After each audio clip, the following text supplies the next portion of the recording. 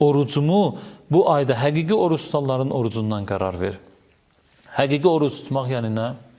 Yəni bir var ki, fəqət insan ac qalır, susuz qalır. Bir də var ki, bütün bədən üzvləri orucdur. Orucuna pənah aparır, orucuna sığınır. Məsələn, biri onu əsəbləşdirəndə, təhqir eləyəndə əsəbləşmir, deyir, mən orucam.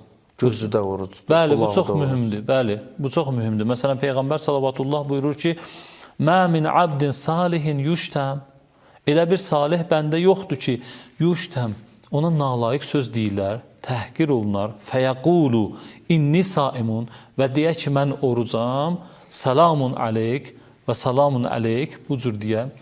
Yeri gəlmişkən bunu deyim ki, bu məqamlardakı salamun aleyk ona salamatçılıq arzulamaq mənasında deyil. Ümumiyyətlə, ərəblərdə iki yerdə salam verərlər. Bir əvvəldə, başlanğıcda, bir də sonda. Bəli, sonda.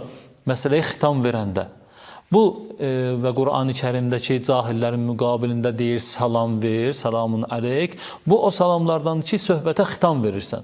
Yəni, onun dediyinin müqabilində susursan, söhbəti açmırsan, xitam verirsən. Və buyurur ki, "La əştimuke kəma şətəmtəni" və oruçdan deyə ki, mən sənə nalayiq söz deməyəcəyəm, necə ki, sən mənə o sözü dedin. İllə qalər Rabbu təbarək və teala istəcara abdi bis-savm min şərri abdi. Allah Taala, məgərin ki, Allah Taala buyurar ki, mənim bəndəm bir bəndəmin şərrindən oruca pənah apardı, fəqad acartuhu minən-nar. Mən də ona cəhənnəm odundan pənah verirəm. Yəni bir adam belə düşünməsin ki, oruc olan halda ona nalayiq söz deyəndə də ona onun tərzində cavab qaytarmalıdır. Yox. Və belə də düşünməsin ki, oruc olduğuna görə sakit duracaq, o nalayiq sözün qabağında susacaq, Allah onun əcrini verməyəcək. Əksinə Allah Mütəal buyurur ki, mən də ona cəhənnəm odundan pənah verəcəm. Bu qədər yəni mənim üçün o əməl dəyərlidir. Həzrəti Peyğəmbər sallavatullahın zamanında bir xanım var idi. Bir gün Peyğəmbər sallallahu eşidir ki, bu xanım oruc halında öz kənizinə nalayiq söz deyir, təhqir edir.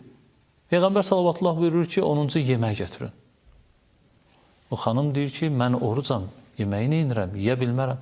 Peyğəmbər sallallahu buyurur ki, sən necə orucsan ki, öz kənizvə nalayiq sözləri deyirsən?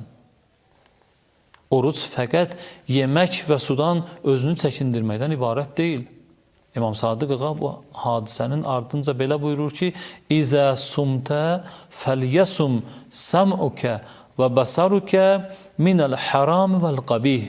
O zaman ki, oruç tutdun, qulağın da, gözün də haram və pis işlərdən oruç tutsun. Yəni, hər nəyə gəldi danışa bilməzsən. Hər nəyə gəldi baxa bilməzsən. Hər nəyə gəldi qulaq asa bilməzsən. وَلَا تَجْعَلْ يَوْمَ سَوْمِكَ كَيَوْمِ فِتْرِكَ Oruc olan günüvü, oruc olmayan günündən bərabər qərar vermə. Yəni, məlum olsun ki, sən oruc tutmusan. Ona görə qeyd edirlər ki, həqiqi oruc məsələsi mühüm məsələdir. Əgər bir insan bu ibadətindən qəflət eləyərsə, o ibadətin dəyəri olmaz.